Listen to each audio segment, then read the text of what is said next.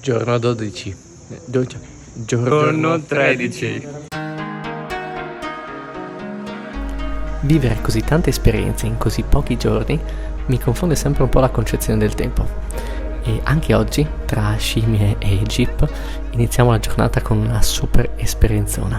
Oggi visitiamo il Nobulinka Art Institute, che è praticamente una scuola di arti tibetane.